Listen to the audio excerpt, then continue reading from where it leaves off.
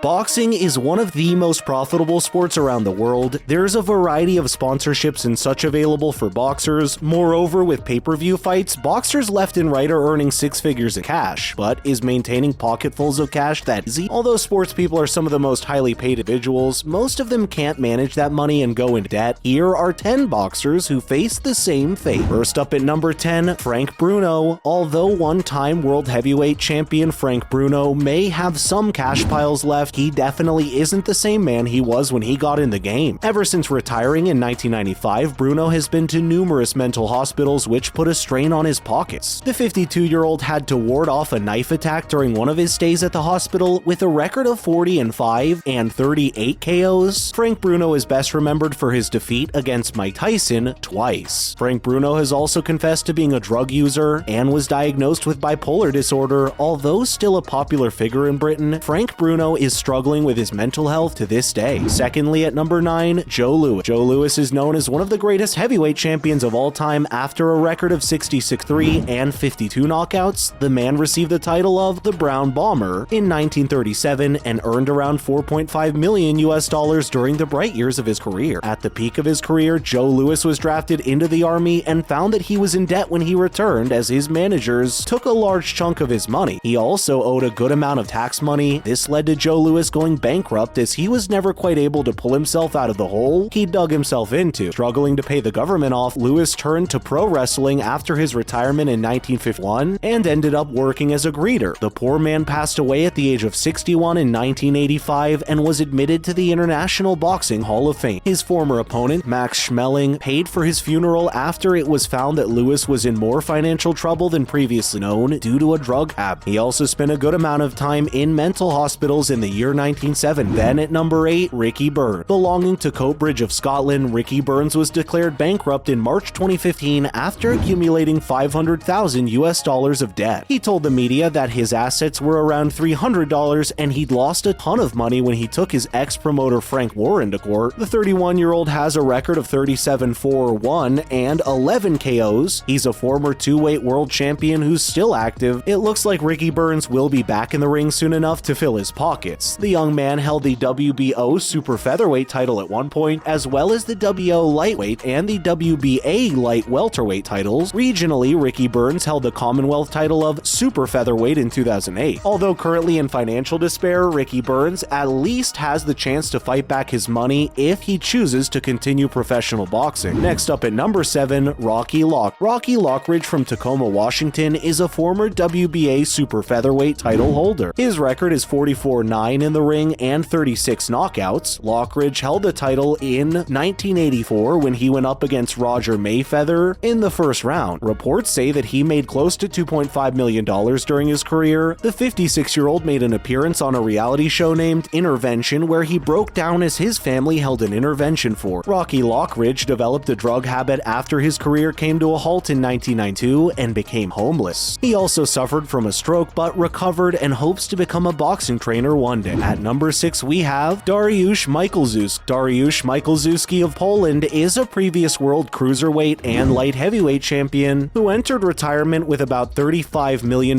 in his bank account. With a blazing record of 48-2 and 38 KOs, Dariusz Michalczewski went unbeaten for the first 12 years of his career. Although he was a winner in the ring, he didn't end up quite as lucky outside of it. In divorce cases with his ex-wives, the former champion lost almost half of his savings. He spent the other half on racehorses and cars. Dariusz only lost 2 pro fights before retiring in 2005. Next at number 5, we have Leon Spinks. Leon Spinks came from St. Louis, Missouri, and is most commonly known for beating Muhammad Ali in 1979 for the world heavyweight title in what was just his 8th professional fight. Known as Neon Leon, the former Olympic gold medal winner retired after earning around $4.5 million.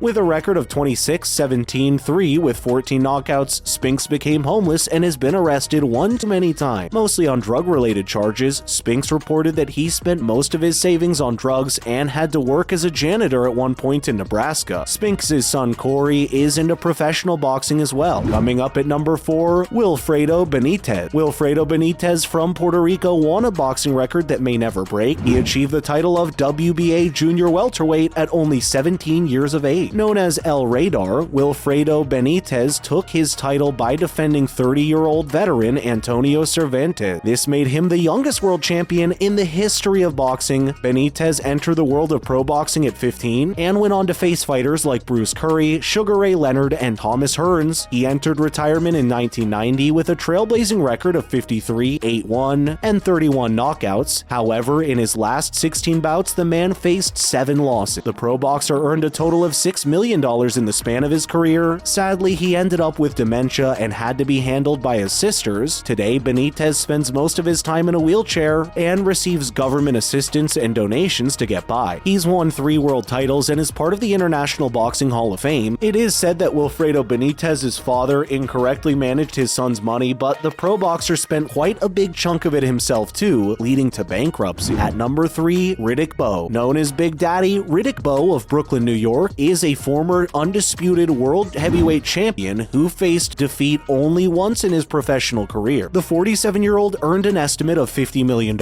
and retired with a record of 43-1. Riddick Bowe was only once defeated by Evander Holyfield, but he took his revenge by beating him twice in return. Bowe spent most of his earnings on his friends and family, cars, and houses. He once had to sell his boxing memorabilia at flea markets for the money. Bowe says that his financial destruction came because of bad advice from his business advisors. The pro boxer won the silver medal at the 1988 Olympics too. He's one of 13 children and joined the Marines once he retired, although he quit 3 days later. Talk about not sticking to a job. Riddick Bowe has had multiple run-ins with the law and was finally charged with, kidnapping his alienated wife and children. He served a sentence of 17 months in prison for this and was last seen in the professional boxing ring in 2008. Bowe was introduced into the International Boxing Hall of Fame in 2015. Turns out cancel culture isn't real, folks. Coming up at number 2, Felix Trinidad. Felix Trinidad of Puerto Rico turned pro at the tender age of 17 and reached retirement with a record of 42-3 and 35 knockouts in 2008. The 42-year-old is a former welterweight and junior middleweight world champ. He was inducted into the International Boxing Hall of Fame due to his stellar boxing career. It's said that Felix Trinidad went broke in 2014 when one of his business advisors spent $63 million of his money on government bonds that ultimately became worths. However, once he made a deal with the bank, the boxer was able to retain his assets in order to generate income. Finally, at number 1, Mike Tyson. Commonly known around the world as Iron, Mike Tyson is a former heavyweight champion with a record of 56 and 44 knockouts. The undisputed world champion had a fortune of almost $400 million